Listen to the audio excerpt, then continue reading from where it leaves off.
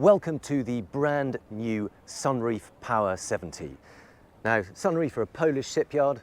They are very well known for producing some of the largest, most stylish catamarans around. This particular model starts at between 5 and 6 million euros ex-tax, and it is absolutely enormous for a 70-footer.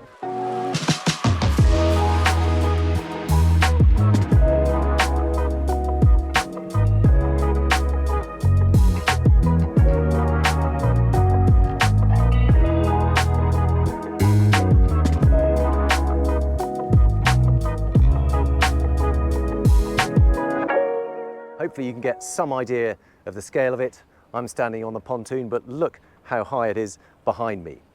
But it's not just the height or the length, it's also the beam. So if we walk down the hull, just taking a moment to admire how big these hull windows are, particularly that one, absolutely vast. But as we move back, we'll get a little bit of a better idea of the width of this craft, because it's just over 70 foot long, but it is 37 foot wide. So even the largest catamarans, the average ratio is usually about, the beam is around half the length. This is over half the length in the width alone. So here are the details itself. It's 70 foot long, it is 37 foot wide. It's powered by twin 850 horsepower engines, and it has two 4,000 litre fuel tanks. Now it can,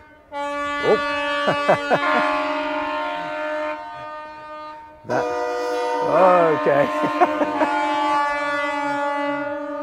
This is the moment in the show when everybody decides to sound their horns. So, okay, I think it will quieten down now. Now it has up to 12 passengers and 4 crew, and we're going to get a full look round all of those cabins, all the spaces, and see how it all slots together. Now this is a big hydraulic platform. If we have a look under here, you can see some of the size of the scale of the engineering and the hinges there. The tender sits on this platform, usually a good sized rib, looks like about probably a 4 or 5 meter rib could sit on there. And then there is a garage under that sun pad where you can also fit jet ski and water toys, so plenty of space for all your gear. Really wide steps leading up to the cockpit. And here you can get a bit of an idea of the scale too. Enormous wide side decks, even the steps. Stairway up to the flybridge, we'll go and have a look at that in a minute. But let's have a quick look at the cockpit area. And here where you get a feeling for that 37 feet. Now this sits on top of the tender garage. You can see that those seats fold down, so that becomes a full-length sun pad as well, or in the folded up position, then it's a backrest for the seating area. It's a handy locker here for shoes. A lot of people forget including that in their design, but everybody takes their shoes off when they come on board, so really handy to have somewhere convenient in the cockpit to store them all. There's another set of steps leading down to the port hull and the bathing platform and the ladder itself. Again, good to see a full-size ladder with plenty of support, so you can really help pull yourself up on that. Also a shower in the perfect spot when you come out of the sea. You can hose yourself down with fresh water. All the mooring gear discreetly tucked away under that, but you can see that is hinged, so that will lift up. It's probably a little catch, there we go. So that can lift up to give the crew easier access to it. We'll just do a quick tour of the decks. Now, these are absolutely enormous. These have got to be 4 foot wide. See, it's easy to strap a couple of paddle boards along the guardrails there. And then this fabulous foredeck space.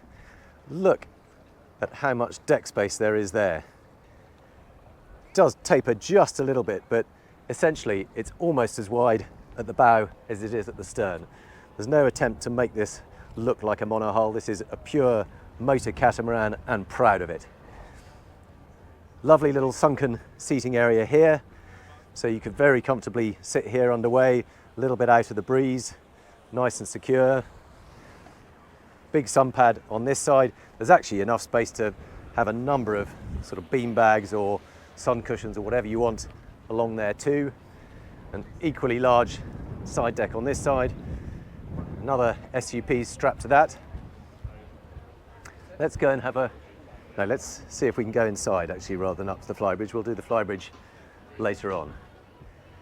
Now, first thing to notice is in this cockpit area there is access to 2 of the guest cabins, very discreetly tucked either side behind an almost invisible door. You barely see that that's there, it all looks part of the structure, but if you pop that open, there is a private staircase leading down, and there is 1 guest cabin at the aft end of the porthole.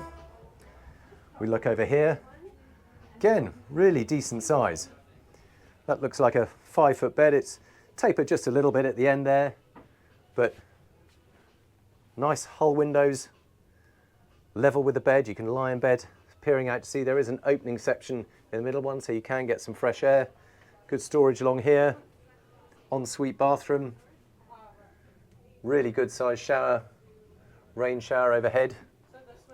But I love the fact that you've got your own private access. It just feels much more separate rather than everybody having their cabin off the same single corridor and backing onto each other with bulkheads where you might even hear people talking in the next door cabin. You feel like your own private little world down here, and exactly the same at the aft end of the starboard hull. Mirror image, double bed, hull windows, ensuite bathroom. Now, all the cabins in this boat have ensuite bathrooms, and they're all very similar in size. It's a very sensible and fair arrangement that doesn't sort of prioritise some guests over others and somebody ends up with a much smaller cabin. Everybody gets really good space. Now it's a little bit busy in the saloon at the moment, so we might just pop up to the flybridge. Take note there's a wet bar here too, so you've got a sink. That's really handy if you need to crew to wash their hands, but you've also got a little ice maker down there, or fridge. There's the fridge, that one's the ice maker. So plenty of access to cold drinks. Let's pop up to the flybridge. Now, there are a few people up here, but we'll see if we can crack on. So this is one of my favourite spots on the boat. Inside this bar is actually a hot tub. So check that out. You can kick back in the hot tub, enjoy a drink, chat to your mates. You may not be so keen to get in the hot tub with you, but what a lovely spot to hang out. You can sit there an evening, chilling out, drink in hand, cold beer in the hot tub. More of you can spread out on the sun pads over this aft end, and the wet bar is over on this side. I thought for a minute that it might be the bar person in here, but clearly not. That's the hot tub. This is where you get all the supplies from. And here we've got a big Kenyan grill, so you can barbecue your freshly caught fish up there, or steaks from the market. Big sink, all the usual amenities. Fridge in there. Lots of storage space. I'm sure there's an ice maker somewhere. There's the ice maker. And really heavy duty moulding. I'm not really sure I can demonstrate how heavy that is, but you've clearly got gas strut supports either side of it, but properly chunky GRP moulding. Lovely dining area over on this port side. Freestanding chairs in front of it, L-shaped sofa behind, and a marble topped table wrapped in stainless steel band. And what's rather nice is that even though it's a big boat with lots of guests on board, there are these separate little areas where you can hang out, so you don't all have to sort of bunch up in the same place. Helm station is up here too. Got very nice clear layout. There's obviously space for a second screen on the port side of that if you want to. Wheel in the middle. I always think they look a little bit strange, some of these Sunreef wheels. It's a bit of a shame they haven't got some kind of hub under there to hide that stainless steel shaft, but all the controls you need. You've got bow and stern thrusters, throttles, good depth of windscreen to give you a bit of protection from the breeze, and I really like this overhead hardtop. It feels a very sort of nice light structure. Sometimes they can feel a bit oppressive and dark, but we've got big glass skylights fitted in here, nice slender metal supports, and this is a rather lovely touch. It's a kind of hanging basket style chair. It's almost like it's been gimbaled, so whatever the boat is doing, you will stay absolutely perfectly vertical to the dead ahead. So rather fun, but just a nice little touch, adds a bit of softness to all the built-in furniture. Let's take a look inside the saloon. We've got sliding glass doors on both sides. There's a pair on each side. I think they're locked in position. They're trying to keep it cool and air conditioned, but you can see that that one will slide over that way, and all four of them will tuck away into those bulkheads so that you get a really nice wide opening and blur that inside-outside space. There's no step change level. We've just got a teak grating here so that any water that makes its way into the cockpit will drop away, but there's no step as you come in to the saloon. And a beautiful open plan design. Again, lots of nice light colours, inset lighting in the ceiling, and it's all been left very open. There's no sort of pillars to block it. Clearly you don't quite enjoy the full width because this piece of furniture here provides headroom in the cabins down below, but there is some storage behind it. You see a whole row of those lovely big windows all the way around. Dining table over on this starboard side. We've got storage for glasses behind here, all beautifully hanging in their individual slots. More drawers for glasses and coffee cups in there. There are, you've got tumblers in there. And in fact, over on the other side, arguably the more important side, we've got the wine fridge itself, keeping all your prized wines nice and cool. A bit more storage underneath there. Very, slightly more formal seating area over on the port side. Exactly the same with storage behind. That provides some of the headroom in the cabin below. But big freestanding chair you can snuggle up in there, and sofas there.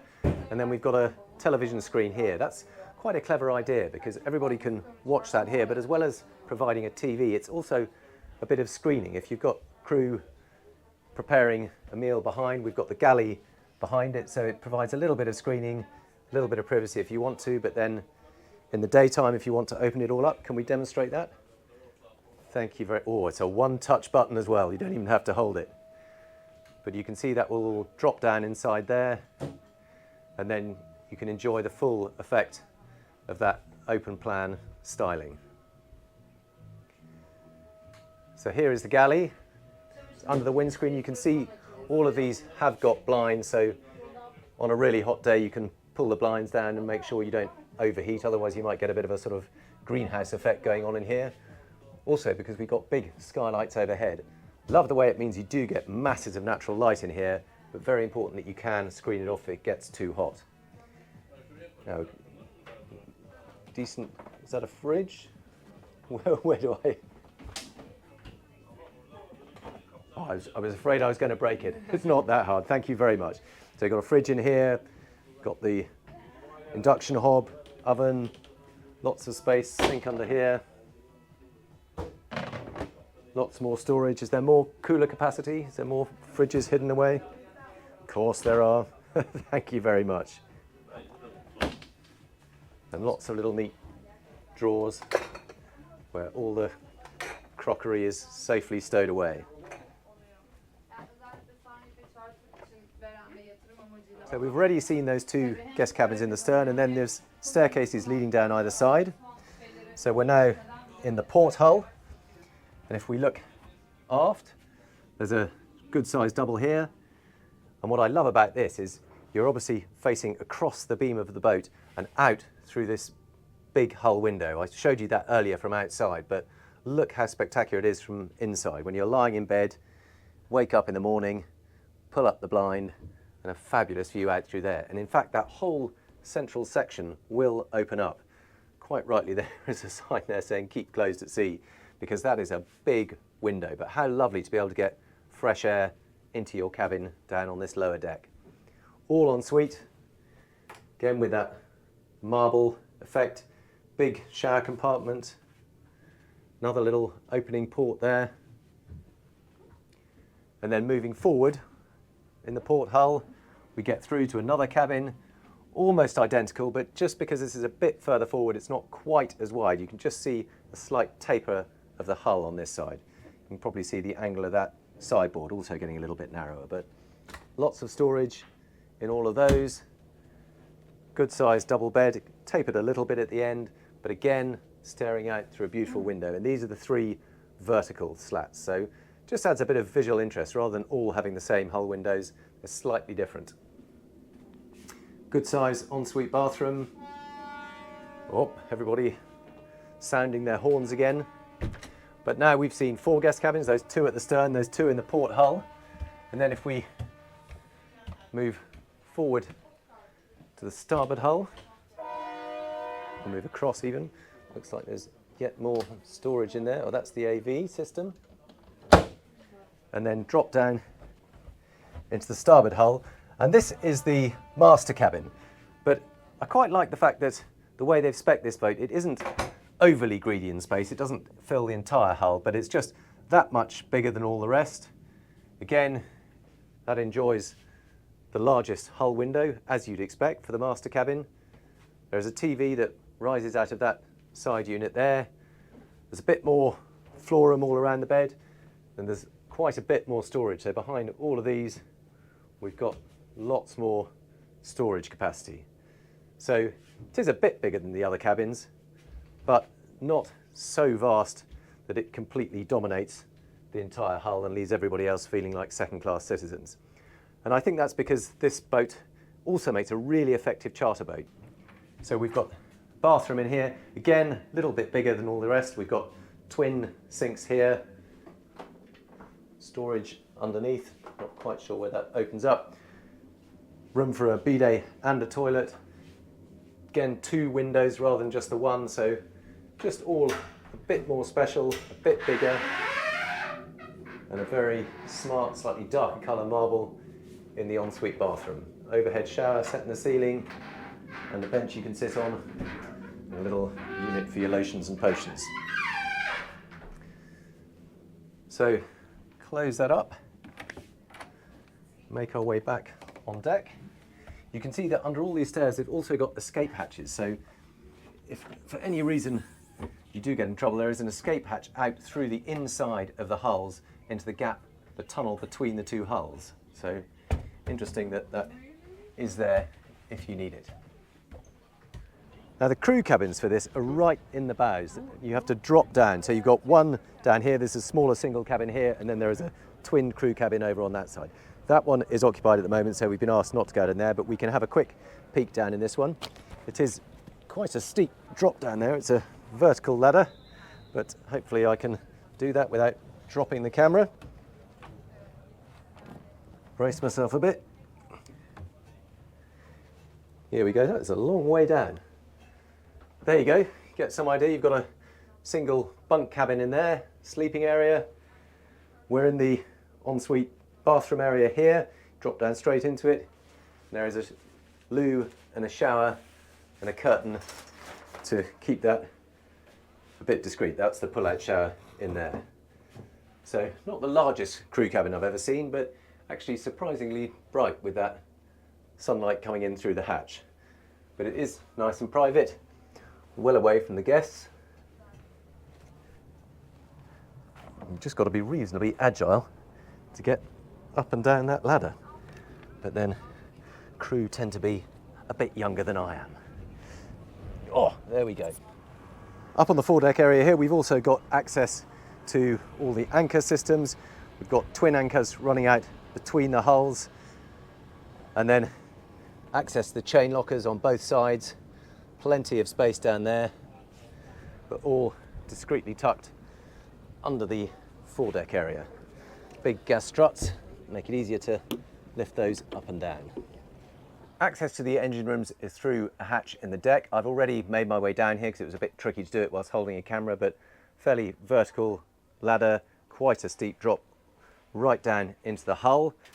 And we can see, if we're looking aft now, we've got the generator over on this side. It's a Kohler generator, plenty of space around that. We've got the steering gear, and then looking forward, we've got the hot water tank here, and this is in fact fitted with MAN engines. So we've got twin 850 horsepower MAN engines. Now those give a top speed of around about 20 knots, but I'm told that its preferred cruising speed for the captain is 10 to 12 knots, and at that speed it's burning between 25 and 30 litres per hour per engine. So that is where these big catamarans really come into their own. They're very nice and efficient, cruising at that sort of displacement or fast displacement speed. Well, that concludes our tour of the latest Sunreef Power 70. A lot of cabins on board, a lot of space, very stylishly done, and good cruising range at a comfortable, efficient cruising speed. Do please let me know what you make of the boat in the comments below. Always interested to read those. And as always, thank you very much for watching the Motorboat and Yachting channel. My name is Hugo Andreae. I'll see you on the next one.